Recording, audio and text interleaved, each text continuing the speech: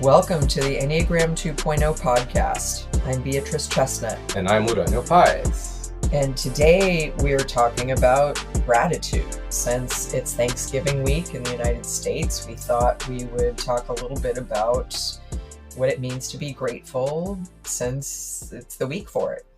Right, and we're recording this episode at the end of November 2021.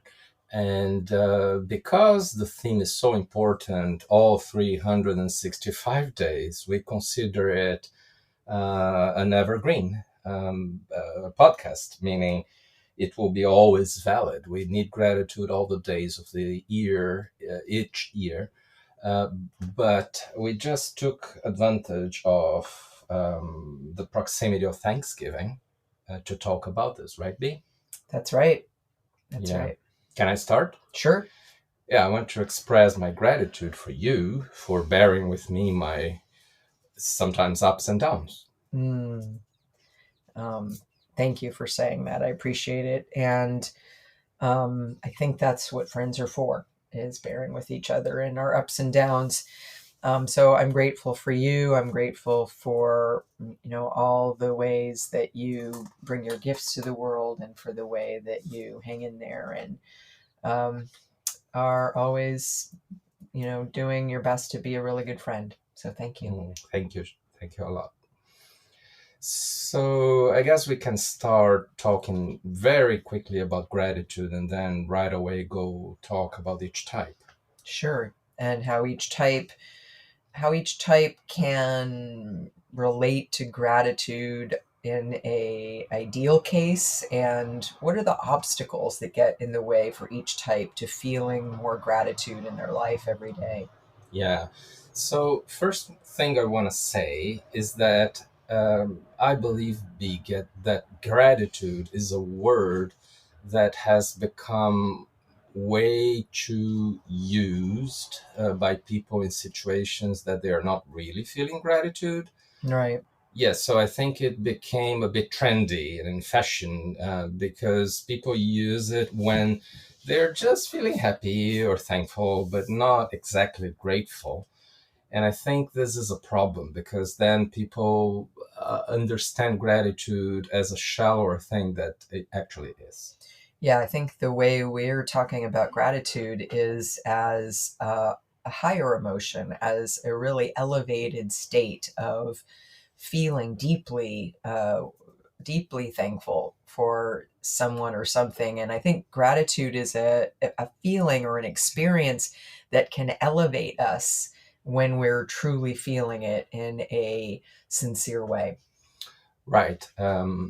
For our listeners who have already listened to our podcast on levels of awareness, our 2 podcasts on that, gratitude is something that gets open up for us when we are on level 4, which is high level of awareness for most. And so it's not any emotion.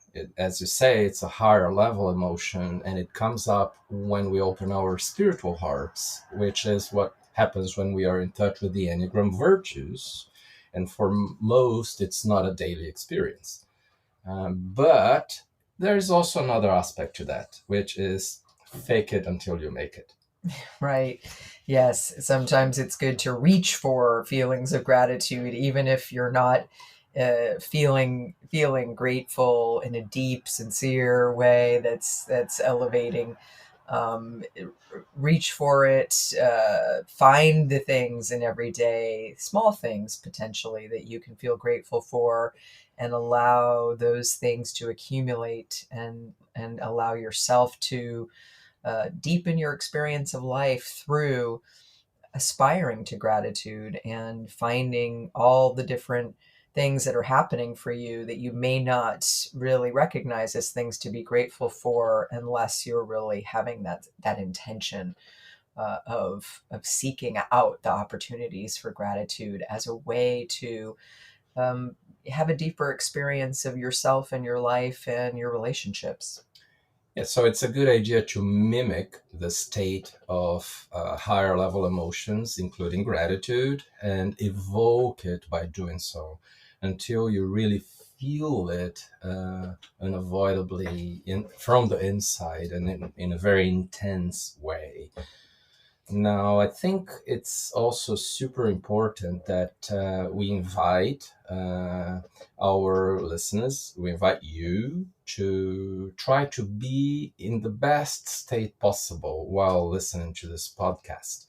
You may be driving or walking, running, or just listening to this, but there is always an opportunity to go a little bit in the inside, touch base with your heart, and try to really get in touch with your best while you listen to this. I think there's a epidemic of disconnection and isolation in our culture today, in society generally, and I think gratitude is one of the ways we can find our way back to opening up to connection, reaching out to others, and creating more bonds of friendship and support, mutual support in the world. Um, so now that we've defined gratitude, maybe we could go through and just for each of the 9 types, in a brief way, talk a little bit about some of the obstacles that each type represents to gratitude. And here we're talking about the personality or the ego as, by definition, something that we focus our attention on that isn't really all of who we are, but that something that represents a block to higher states, to deeper emotional experiences that are really pure and important to feel um, in itself. So, in some ways, we're talking about gratitude as an antidote to some of the ways the 9 types may get fixated on certain patterns and really being asleep in some ways, and in a way that gratitude can actually awaken their hearts, awaken them to what there is in their environment to be appreciated at a deeper level. So maybe the 9 ways we close our hearts to gratitude and how to come out of the problem. Sure, that's a good way to put it. Perhaps in some cases sharing some short, easy practices.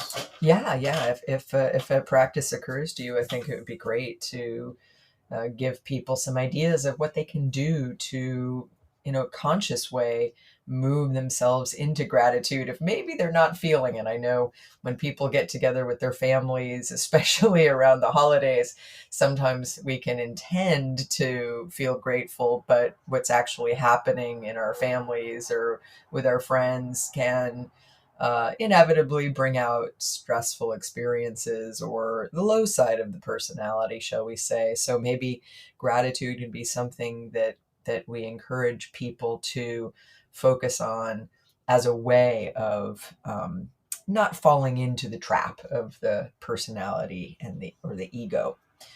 Right, good. Shall we start with type 8 as we often do? Of course, yes.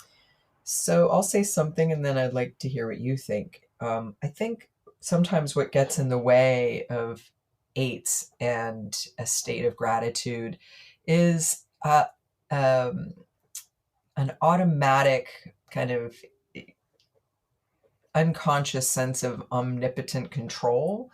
We sometimes say that's one of the defenses of the 8, a sense that I can control the way things are, instead of a sense of openness to things come to me if I'm open and vulnerable and welcoming of the unexpected. And sometimes those are the things that we can be most grateful to, or the things that come toward us is the things that we find in our life when we aren't doing anything to make anything happen. Yeah. I think that for all 9 types, what comes in the way of gratitude is some kind of impurity in the heart. And one of the main ways that I believe 8s connect to impurities in the heart is by judging other people. I believe that consciously or not, many times 8s are looking at other people and getting to conclusions about them with this omnipotent feeling that you are talking about, and with some hidden intention of controlling, yes, but also with that mix of excess or lust and vengeance as the fixation. And let me say that it's not worse for AIDS than for any other type. I don't think that there is any type that is better or worse when it comes to gratitude at all. To me, this is a matter of level of awareness for any of us, regardless of type. But for AIDS, vengeance, for instance, takes them to thinking of what needs to be done against that person or to correct the person's attitudes in a way that they are automatically close their hearts to others. I saw the other day a phrase saying that vengeance is like taking poison and waiting for the other to die. Right. Yeah. So that brings the eight away from gratitude. But what is the way out? I think the way out for eights has to do with recognizing that they don't necessarily have the corner on the truth in terms of what's happening or what's possible or what should happen. So, really opening up. In some ways, we describe the virtue of eights, innocence, as a kind of uh, opening up to the unexpected, not knowing what's going to happen, but being open and sensitive and revealing your heart, even though it may not be a situation that you control. Yeah, yeah. And if I may share a short practice, I think it's wonderful for eights to think of what's really good on other people, to think of how they are really good, really nice, how they make things right and how their intentions are good, even when they think about this, about enemies that they think they have. And while doing that, getting in touch with something that happens with eights when they are in touch with the virtue of innocence, which is seeing the good in others, the good nature of humans in touch with essence. So that leads them. It's a shortcut to gratitude. That's beautiful. So, looking at type nines, I would say it's more like not seeing the good in themselves in a way, not owning their own power, not seeing their own value. It's almost like nines have a looking glass where they only see the outer environment and they don't put themselves firmly in the middle of the picture. So I would say what might get in the way of a deeper sense of gratitude for nines is in some ways not being appreciative of their own qualities, of their own individual contribution to all the good things that are happening around them. Yeah, yeah, I agree with that. And I also think that nines run a risk of mistaking being okay with others with being grateful. Gratitude is a much more intense feeling in the inside, that you're more proactive in sending people very good vibes. And nines many times just decide not to go for conflicts, or just to be okay with others and just try to see the bright side of things as a way to avoid discomfort and conflicts. So these two states are very different in the inside, also in terms of how high level they are. But nines can mistake them because they can both look positive from their perspectives. That's a really good point, that nines may think they're feeling grateful when what they really feel is some version of something that's positive, but is not very deep. It's more of a kind of being okay with things, staying comfortable, as opposed to a much deeper experience of being thankful for something that really comes from deep in the heart, instead of something that's just about harmony or people getting along. And I do think that that is connected to what is often nines' resistance to owning their own power. In many ways, that's the power of their own heart when they allow themselves to open up both to their own experience, but also to sharing themselves with others through owning the power of who they are. And so I do think there's a connection between those two things.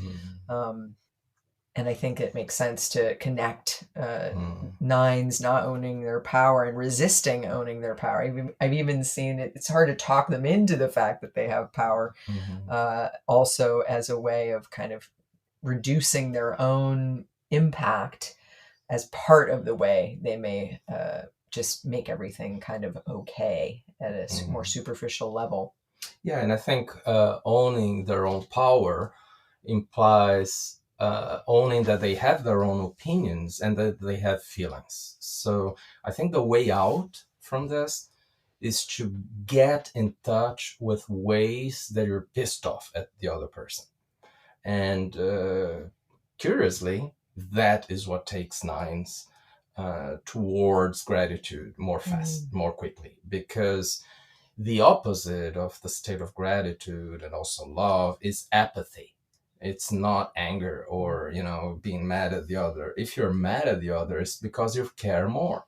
Yeah, maybe the assignment for nines could be find some way to have a conflict with someone you care about in your life so you can feel grateful that you made it through the conflict. Yeah. So maybe nines can think of the ways that they are not happy with the others during Thanksgiving, and then they feel something more true. Create some disruption, At least inside themselves. Well, I often think that's what brings about a feeling of gratitude among friends is, especially on friends on the path, is the ability to navigate your way through conflict and notice that it strengthens things if you're doing it in a conscious way. Yeah, I just want to say there is no possibility of gratitude when we are taken by the passion of our type.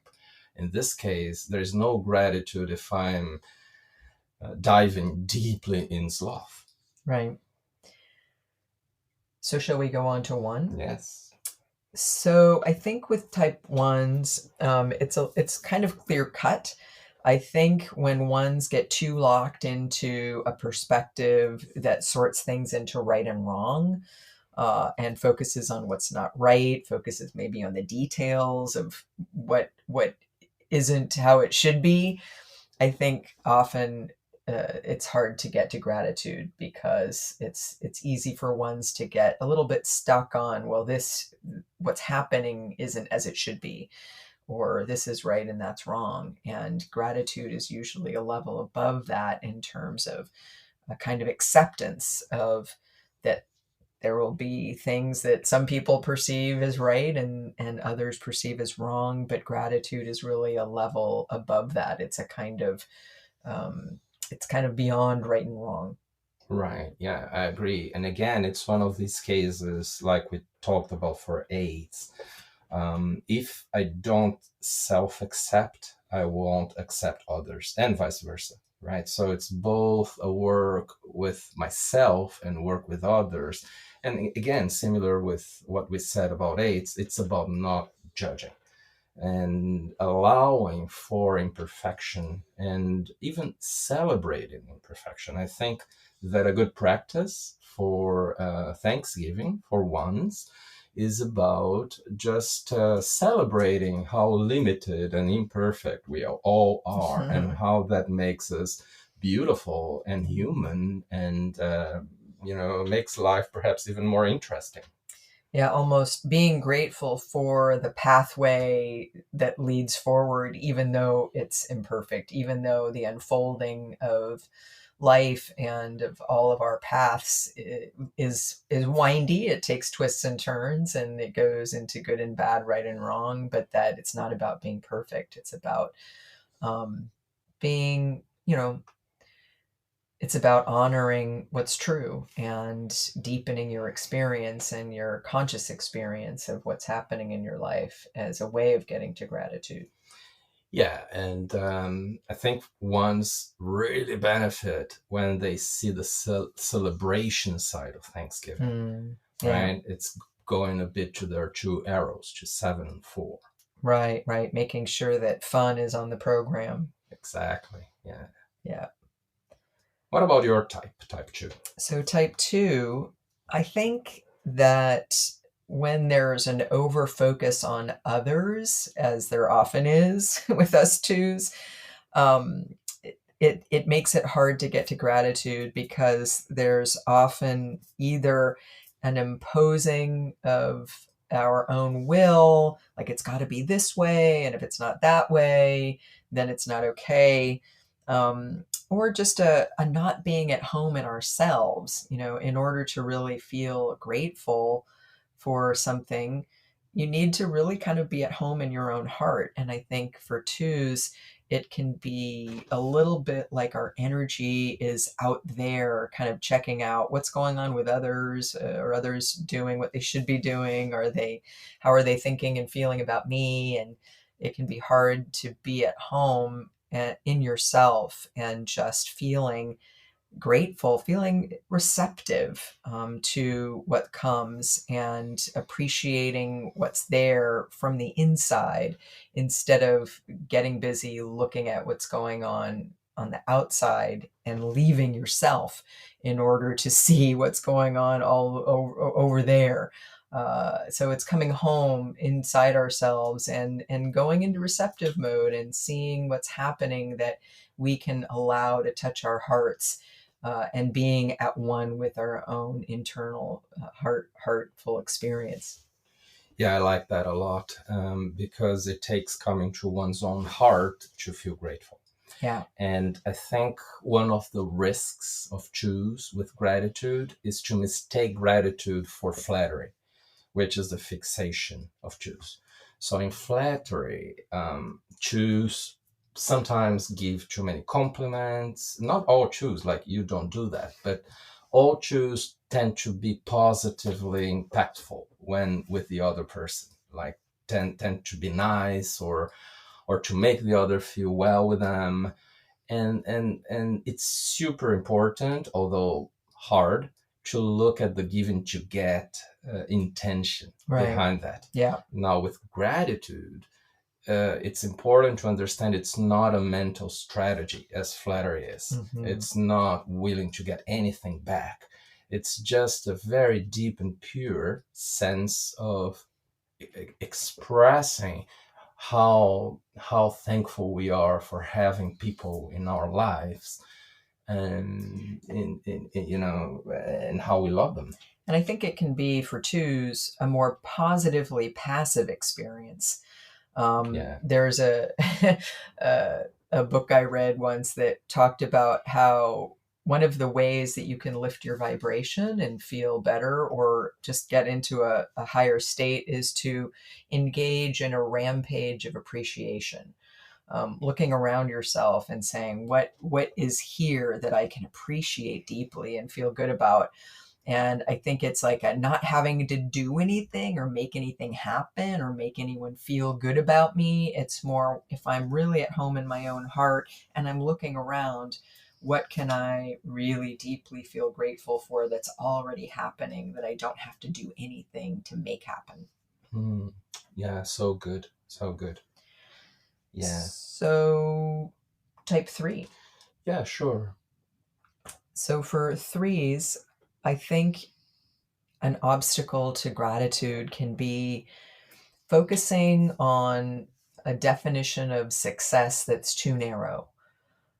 Focusing on specific goals, on things to be done, and kind of losing yourself in the doing, in the goals, in the achievement of a particular kind of success that doesn't allow for a fullness of the three, kind of engaging their heart in what they do, engaging themselves at a deeper level in their relationships and what's happening. And so it's like, I think threes benefit from relaxing more, really focusing on not doing, on just being, and noticing how you may be indexing success or particular goals, and taking the risk of kind of just letting that go and just relaxing into being, and noticing what arises in your own heart. Yeah. This is also my main point. The problem with threes at times is to understand that by feeling grateful, I need to do something about it. Well, feeling grateful is more a feeling in itself, and you don't need to do anything about it. And also, I think that threes have this trap of sometimes seeing relationships in a utilitarian way, a transaction. And in gratitude, that simply doesn't happen if it's true gratitude. So it's not about feeling grateful for someone who has done something for you that was meaningful, although that can be the case, but it's also for other reasons. And if it is because someone did something really important for you, it's feeling grateful, period. It's not doing something back, So I think it's somewhat similar to choose in this sense.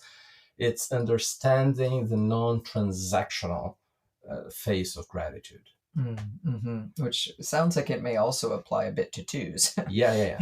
And I think that the practice for twos and threes could be staying with the feeling without wishing to do anything to the person, or to give back, or to make it even, Mm-hmm.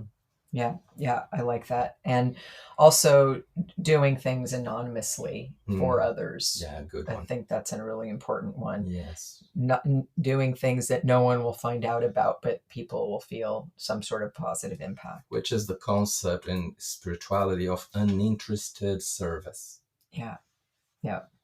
What about fours?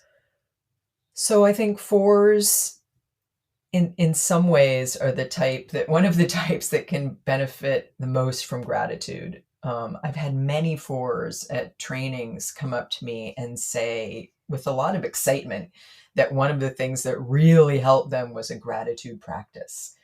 And I think this is because fours tend to focus on what's missing. They tend to have a sense of something's lacking in me or in the situation I'm in. And if that thing were just there, then I could be happier, then I could feel grateful.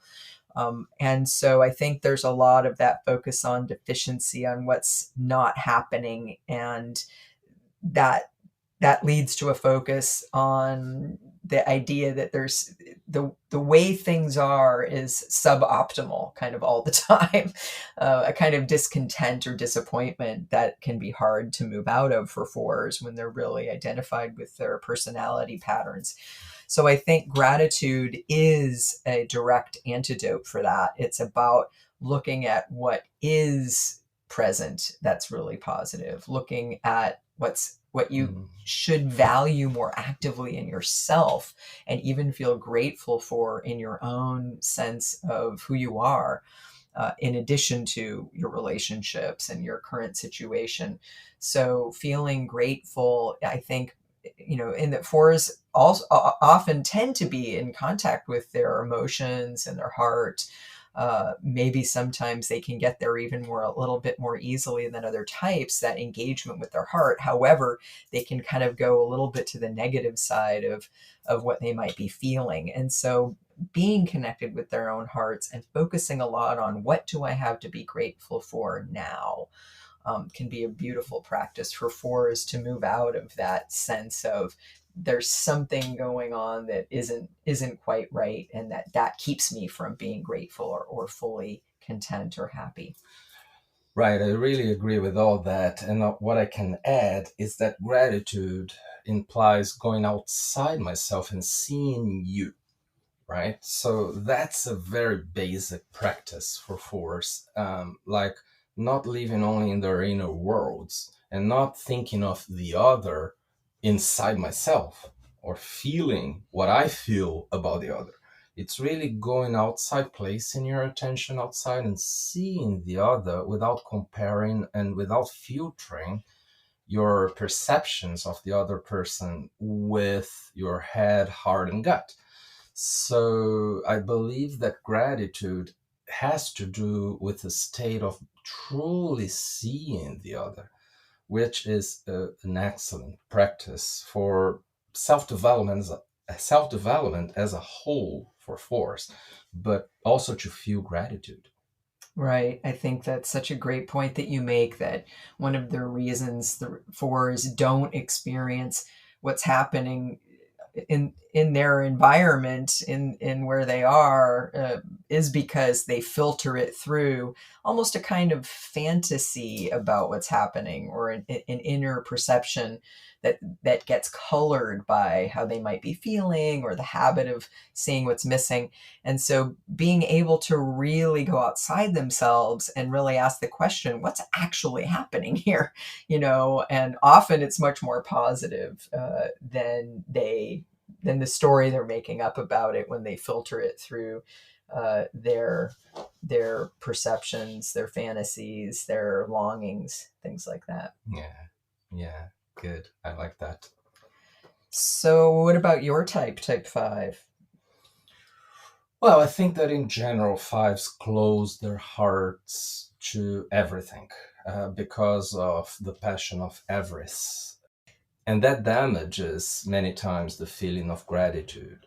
So, fives, when they are sad or mad or fearful of you, or when they felt that you did something, they isolate, which is not only isolating physically, but it's also isolating from an emotional perspective, not feeling as much or not sharing their feelings with you. This is why I think the main practice for fives around Thanksgiving is to talk with the other person, is to say something, regardless if it's something that you've been feeling bad about or that you're feeling good about. But going against that isolation, which I think is a big trap for fives not to be in touch with gratitude. What do you think? Yeah, I think that's what you said is so important. Um, and I really appreciate efforts you've made lately to share a little bit more with me about what's going on. And it's such a bonding experience when someone shares something, even though it's hard to share it. And so I think you're right. I think there's a tendency toward isolation, and I think a little bit of a sense of hopelessness. Like there's no point really to saying more of what's going on in me. It's not a little bit of a sense of pessimism when it comes to, if I share more of myself, it might not work out, or there's no point, or it won't create something positive.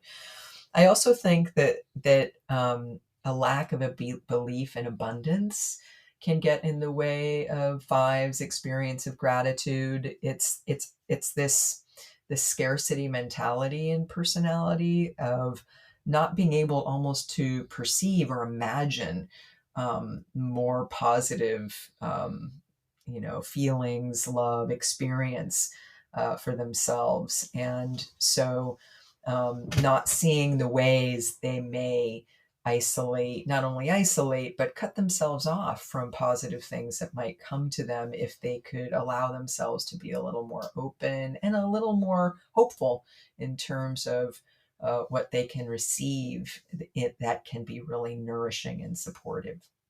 Yeah, it just occurs to me to say that bottom part of the Enneagram's diagram, where fours and fives are, with sixes and threes being close to that also, is a place of hopelessness, and both the good and the bad one, both nihilism and the more spiritual experience of the dark night. It's the void between 4 and 5, and I think that at times that is in between those types and the experience of gratitude. Yeah, it's like if you have a hard time imagining something really positive for yourself, sometimes it's hard to let that in, and hard to feel how gratitude actually facilitates an opening up, and a movement toward hope. Yeah, and also expecting something positive from the others. Yeah. Hi! If you're enjoying the depth of knowledge offered in this podcast, you might want to stay in touch with us. Beat and Uranio offer professional Enneagram training, personal development courses, self-guided online courses, and they even have a membership platform with over 100 hours of content. Head to cpenneagram.com/podcast to learn more. What about sixes?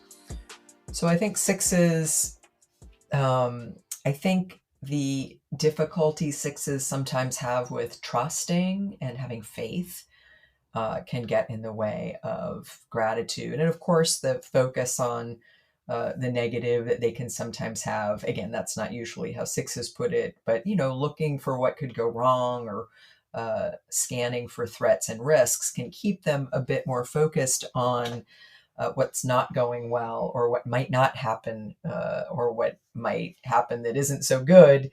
And if you're looking for that, you can find it, and it can block a kind of openness to experiencing what's going well and what there is to appreciate about your experience. And so noticing that habit of focusing in a way that can lead to a kind of negativity, and it's in some ways the negativity bias of our brains, that are, our brains are wired for survival, and when we're in survival mode, we're looking for the threat, what could go wrong, so we can meet that threat and overcome it.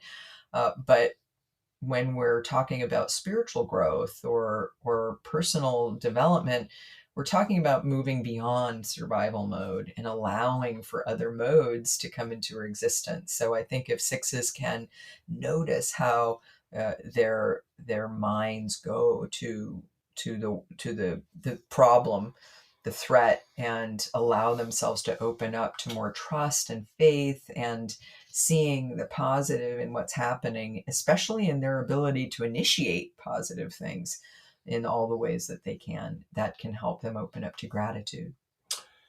Yeah, it's like sixes, six ego and six personality doesn't think it's a good idea to feel grateful. Yeah. Because the next minute something bad could happen, and, yeah. and being grateful could mean you let your guard down. Exactly. So if I do that, I'll not be protected. I'll be, surrendering to something that's potentially harmful. Yeah. And it's actually an option to run the risk of feeling grateful and to express that even more. And also there is a tricky thing here, especially for the self-preservation subtype, I think, which is mistaking being grateful for being warm and friendly and saying good things to the other. And sometimes sixes can do that, but it might be a trap. It might be coming more from fear itself and not from an open heart in feeling gratitude. Right. So it's very important to differentiate both. Right. Yeah. Yeah. So the practice what can they do? is, I think, getting in touch with the fear you feel about gratitude and going ahead despite fear, going with fear towards saying something that part of you feels it's scary to say to the other person. Yeah. Yeah. Yeah. And finally, sevens. Sevens, I think it reminds me a little bit of what you said about nines. I think there can be a superficial focus on what's positive that can feel like gratitude. So sevens may have the sense of like, oh, it's easy for me to feel gratitude, but what they may focus on as gratitude may be a not very deep focus on the positive, as opposed to being grateful for something that comes from a place that's deeper inside their heart. Because when they focus maybe on short-term pleasures or grateful for things that are a little bit too trivial, it's like there's an impression of gratitude, but it's not as deep as they're capable of feeling. Yeah, I think the mind kidnaps the heartfelt sense of gratitude in ways that instead of feeling grateful, sevens can feel excited, happy, or just just okay with the other person. But these are more mental experiences, and gratitude is when you concentrate all your attention in your heart and the feelings that come from it, when you're truly thankful for the other person. So the practice is being in your heart and not in your head. And don't allow yourself to feel too excited about something the person does for you. Instead, just go inside the depth of your feeling and allow it to be, even deconstructing for you, not only, the thing you're more used to, which is excitement itself. Yeah, it might be good for sevens at this time of year to have a little bit more of a practice of stillness, of being in silence, and allowing themselves to deepen their experience of the moment as a way of allowing themselves to get more in touch with their heart and whatever they might feel grateful for at a deeper level that then they're sometimes used to focusing on when they're identified with personality. Right. Yeah, just before we go to the top 5, is it okay with you if I share a short story and something else curious that I'm grateful for? Sure. So I'm grateful for my original language, Portuguese, when it comes to gratitude. And I'll explain why.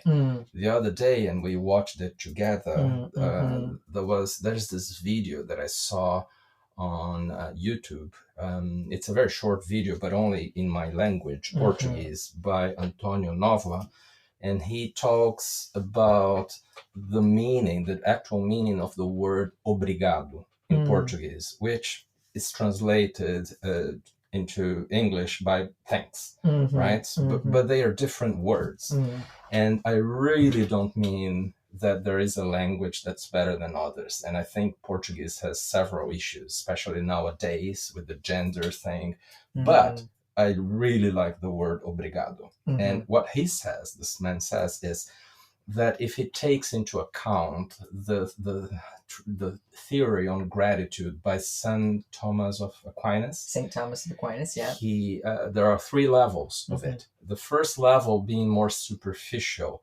It's like a mental recognition that something good has been done to you. And if you get English with the word thanks, and maybe German with the word danke, you would think of this first level. It's more, okay, you did that, and I recognize mentally that you did that, and I say thank you. But the second level is a level that already connects us a bit more to gratitude. So if you get the word in French, merci, or the word in Spanish, gracias, and some other Latin languages or other languages, that means I give you grace for this. Gracias, merci. And I'm more thankful, therefore. It's a more emotional demonstration. So it's heartfelt. But then there is a third level of the word gratitude that he believes, and I do too right now, that talks about the third level of St. Thomas of Aquinas, which is, I'm not only feeling grateful, but I feel committed to you. I feel like a link has been built between us. And this means obrigado. And what it means in Portuguese is I'm obliged. And it's more than feeling thankful. It's more like, now I am with you. We've just created a new level of bonding. And I wanted to share this as part of this podcast. That's nice. I like that reflection on thank you, something that we probably say a lot but don't really always mean at a deeper level. And so I think that's a beautiful thing. Yeah, and Brazilians and Portuguese people and other Portuguese-speaking people, they say obrigado sometimes without being aware of all the depth in the meaning, like saying it for saying it. But if we stop and see the etymology of the words, it helps. Yeah. It's time for our top 5. What is our top 5 today, B? So our top 5 today is a little bit different. Instead of talking about top 5 types, we're going to talk about the top 5 reasons why we're really grateful for the Enneagram. And maybe we might think of being able to teach the Enneagram, having the Enneagram as an amazing way of, or a path of transformation. Why we're grateful for the Enneagram. Good. Let's go. All right. What's your number 5? My number 5 is that with the Enneagram, many relationships get better. Mm-hmm. It's also true that sometimes they get a bit more challenging because you understand other people more in depth and yourself. But I think that mostly we develop empathy. And that's a brilliant thing about the Enneagram. So this is my number 5. That's a great one. My number 5 is that, for me at least, and I think for many others, it gives meaning and purpose to life. I think one of the big questions we humans can ask is, what's the meaning of life, or what's the meaning of human existence? And for me, the Enneagram really points to the fact that I think, or it points to the truth that is contained in many spiritual teachings, that that part of the meaning of life is transformation, and the Enneagram as a symbol of transformation, I think, I know it's given a lot of meaning and purpose to my life. Beautiful. I like that a lot. So my number 4? Yeah. What's your number 4? My number 4 is that I see that people build communities around the Enneagram many times. It's like it becomes a new thing that people gather around, either around the dinner table, perhaps a Thanksgiving theme, a suggestion, or just studying that together or going to workshops, and we see the bonding that our students develop between themselves. It's like as if they had known themselves for forever, right? And they stay in touch, and there is this community building. I think when it's well used, it invites a lot for that bonding in a higher level, and not only a superficial bonding between people. Right. I think we see that when people come to our inner work retreats, where people do really deep work, courageous work on themselves using the Enneagram. At the end of it, like, people really have a drive to stay in touch. It's like, when's the email list coming out? Because there is this way of, we've been through this experience together, and we're all committed to this work, and we need to stay in touch and be part of a conscious community. Yeah, it's not only friendship, it's friendship in a group, which is very powerful. And not only friendship in itself, it's friendship on the path. Yeah.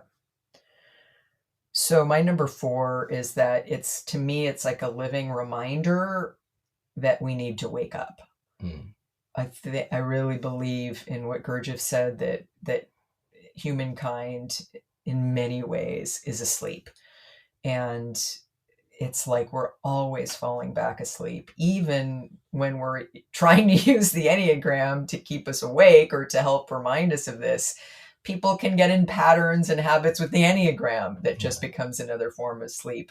But I think if we're using the Enneagram well, to me, it's a reminder. And this is part of why we named our latest book, The Enneagram Guide to Waking Up, because we want it to be that reminder for us every day, because we're always falling asleep, and we always need more ways of reminding ourselves that our egos are tricky. They find different ways to fall asleep, sometimes while not looking like it's a form of sleep. But no matter what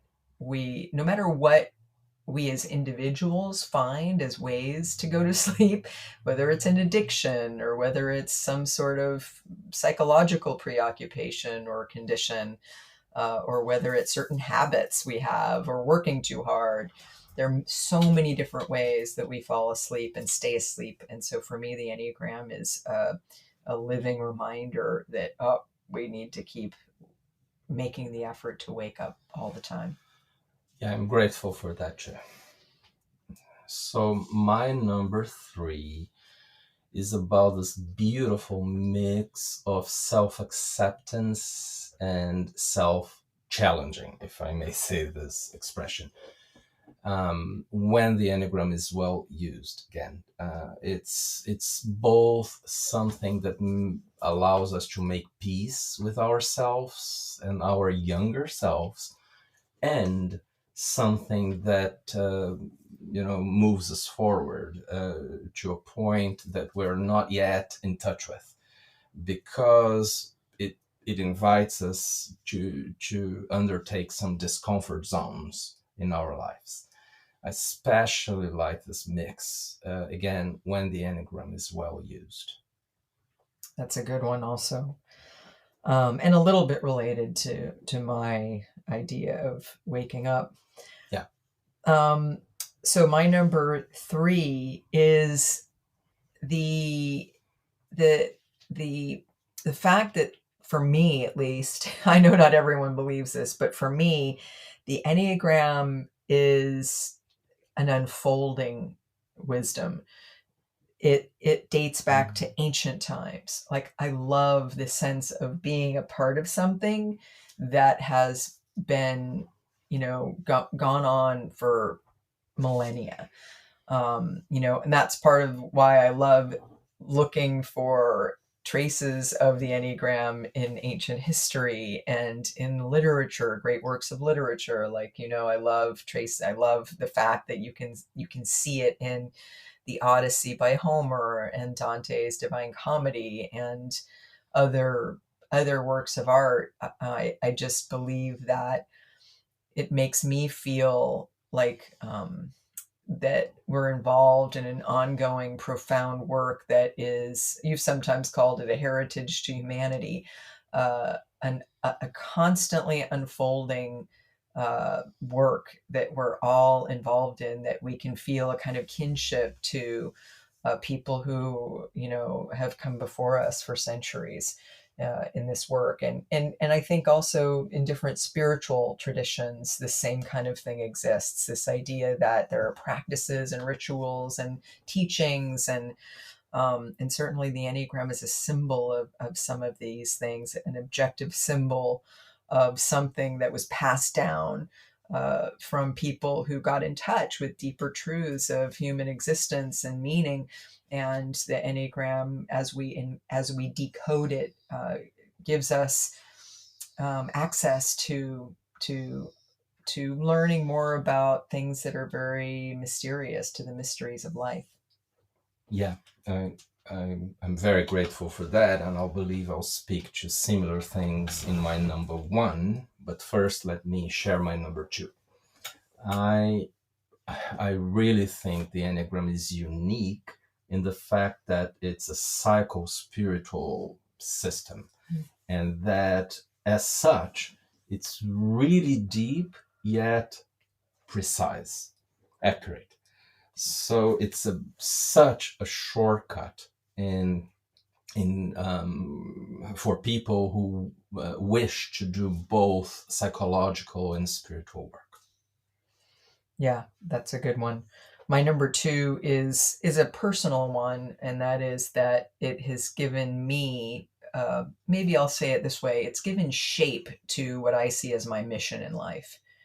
It's a little bit related to my number 5, in that it's like, I'm so grateful for the fact that I get to do meaningful and purposeful work, and that I'm motivated and fueled and energized by a sense of mission, and that mission being sort of making whatever contribution I can make to lifting the vibration of the planet, to raising consciousness to a higher level, whatever small ways I can contribute to that, and bond together with others who also have that similar intention, so that we collectively, hopefully, can really make a difference.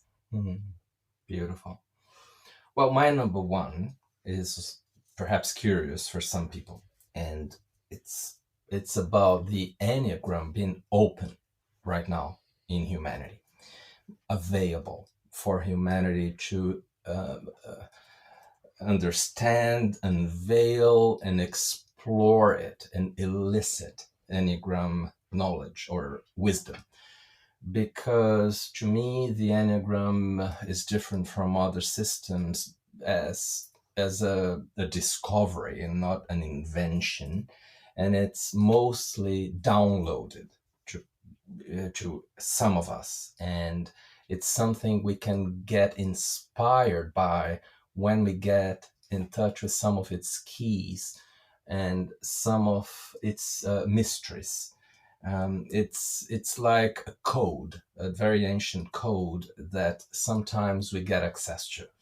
And the thing is, there has not been many times in humanity when such a system has been open to people to get in touch with in truth. I had a fourth way Gurdjieffian teacher that said that before this cycle of humanity right now, the last time it had been open was during Renaissance, during Italian Renaissance. And you talk about Dante and so on. But so I'm really, really thankful for the Enneagram being open and available for us today because of the state of things and the state of our planet. That we really need the Enneagram right now. And as another small thing is, I'm grateful for the Enneagram using us, like you and I and many others. Right.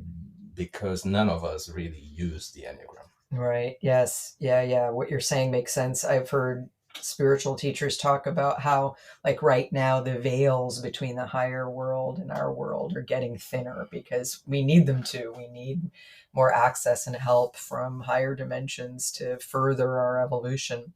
So my number one is kind of a mixture between your number 4 and number 1. I'm really grateful for the people who get drawn to the Enneagram and the Enneagram acting like a magnet for those people. I love it when someone tells me, like, I'm obsessed with the Enneagram, or I learned about the Enneagram and I've been reading every book I can find.